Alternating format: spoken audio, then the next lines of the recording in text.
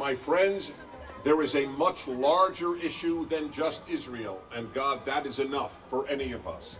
But there is a larger issue. A world in which Hamas is not evil and Israel is a sick world. That is the greater crisis of our time. That we have to make the case at a rally in the year 2021 that Israel is not the villain and Hamas is sick. It is morally sick. There is something at the heart of the West that is sick at this time. And it is part and parcel of the notion that America is evil. The people who believe America is evil believe Israel is evil. They go together. There are no exceptions. Once you accept a great lie, you can accept a second great lie. So please understand the genesis of this sickness. A group of terrorists sends thousands of rockets over a peaceful country to destroy as many people as possible.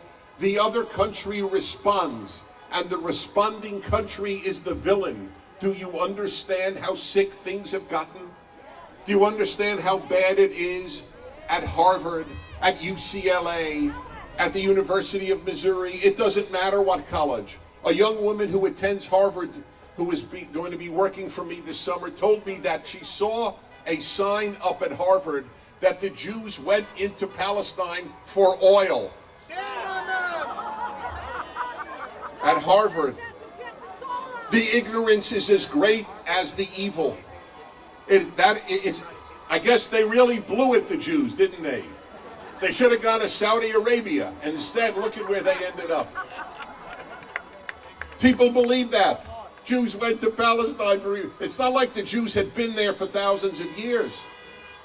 There has never been, people don't know this, they don't know anything because they went to college. And therefore they know almost nothing. And what they do know is probably wrong. And I wish I were joking, I wish I were exaggerating. There have only been 3 independent states in what is called Palestine in the history of Earth. Jewish state 1, Jewish state 2, and Jewish state 3. That is not an opinion. That is not pro-Israel. That is true. There has never been a Palestinian state. There has never been an Arab state. There has never been an independent Muslim state there. 3 independent Jewish states. It's not like the Jews looked on the map and said, what a great place to go. Lovely beaches and oil. No, it's that they went back home. That is all it is. My friends, there are 22 Arab states. There is not room for 1 Jewish state the size of New Jersey. Do you understand what is being said? There are 50 plus Muslim states in the world. There is no room for 1 Jewish state. If it weren't for the Jews, there would be no Islam. Muhammad rooted his beliefs in what he studied from the Jews. Did you know that Muhammad fasted on Yom Kippur? I'll bet you didn't know that. And only when the Jews rejected him as the final prophet did he change it to Ramadan. I think we have the better deal because 1 day is easier than a month, but nevertheless, I have no issue with this Muslim practice, which can certainly be elevating. But it's unbelievable what we are expected to believe. Israel responds. So what is the number? I don't know the latest number of Palestinians that are purported to have been killed. 220, 11 days of rockets, and 220 Palestinians in Gaza got killed. Do you understand how pinpointed Israel was to avoid civilian casualties? Do you realize that? We have a video up, which, by the way, Prime Minister Netanyahu tweeted out, a PragerU video, by the commander of British forces in Afghanistan, titled, "Israel is the most moral army in the world."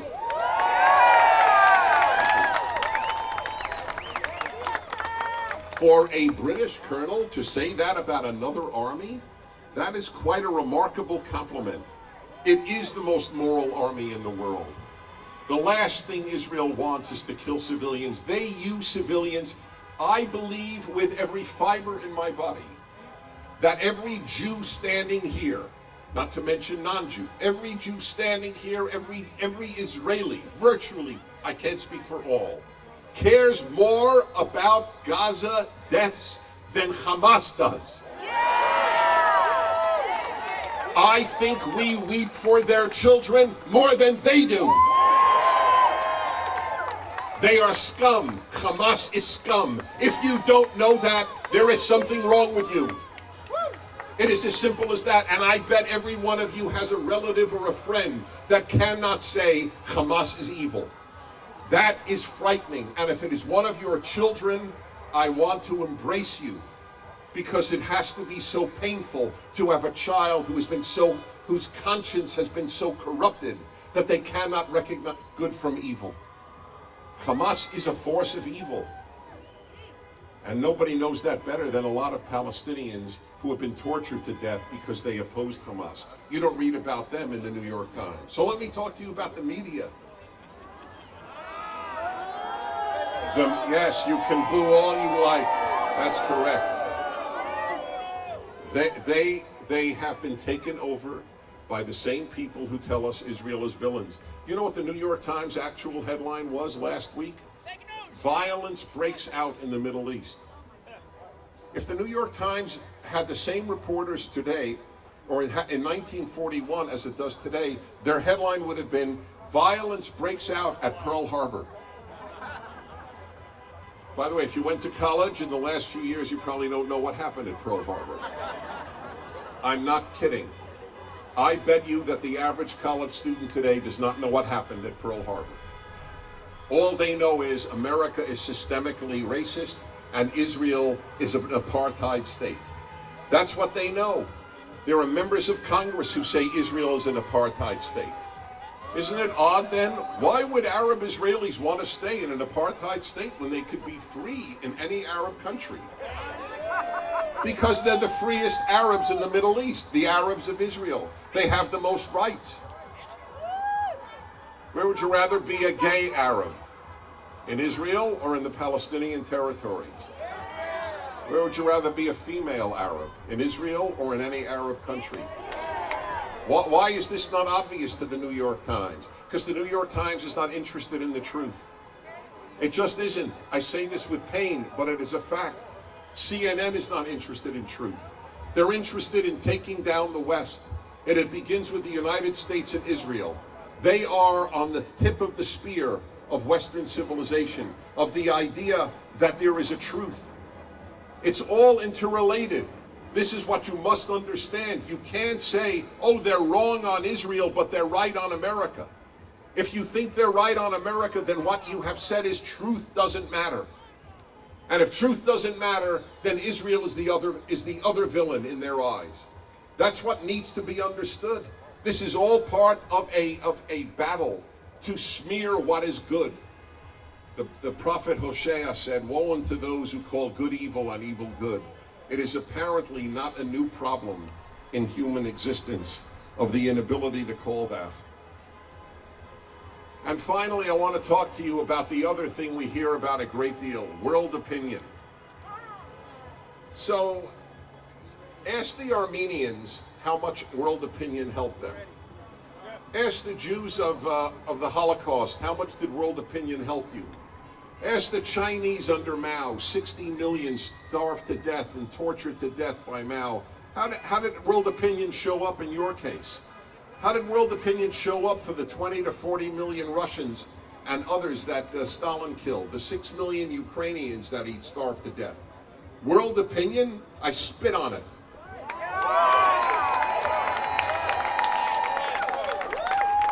It is a moral fraud. When Iran is the head of the Human Rights Committee for Women at the UN. You can't make that stuff up. Is that not evidence of a sick world? Iran should not be on a committee, let alone head a committee, anything to do with human rights. The Iranian regime is an evil regime. Why can't people say that? I'll tell you why. I've believed this my whole life. People cannot stare at evil. Evil is not dark. You can stare into the dark. Evil is bright, and people cannot stare into the bright light. So what happens when you don't call evil evil? May the person be treated well. What happens when you don't call evil evil? You call good evil. That is a rule of human nature. If you don't fight real evil, you will make up evils to fight. If you don't fight Hamas, you fight American white supremacists. You fight Israeli apartheidists. You make up evil because you won't fight evil. That is why this is the battle of our time. And one final very, very problematic statement. I don't know if you know this, it was just brought to my attention today, but a letter that was signed by dozens of rabbinic students in American Jewish seminaries, calling Israel an apartheid state and calling it the villain. Dozens at the Reform Movement Seminary, the Conservative Movement Seminary, and the Reconstructionist Movement Seminary. That is how dark things are in Jewish life. And will they be condemned by Reform, Conservative, and Reconstructionist rabbis? I don't know. But if you don't condemn that letter, then the darkness has taken over non-Orthodox life, and I'm not an Orthodox Jew. I have no axe to grind except truth. Something bad is happening in Jewish life. If these are your future rabbis, don't go to their shul.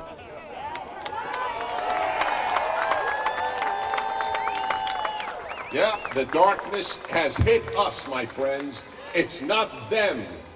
It's us just as much as them. It's a good and evil issue, my friends.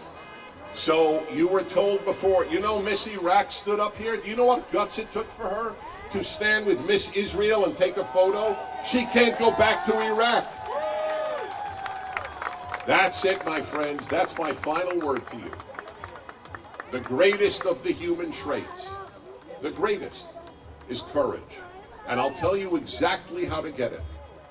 You know what God says to human beings more than any other thing in the Bible? Al tira. Don't be afraid. Then you will have courage. People will drop you from their Facebook page. My friends, that is not the Gulag Archipelago. That is not Auschwitz. Okay? Let's be clear about what fate that is. And by the way, if friends drop you because you say Hamas is the villain, then thank God that you know about your friends now, and you don't have to learn it 10 years from now. So friends, listen, you want to sleep well at night? Get out of the closet. That is what Jews and conservatives must do. Get out of the closet. It's tough in the beginning, and it's exhilarating at the end. Thank you. God bless you. Thank you.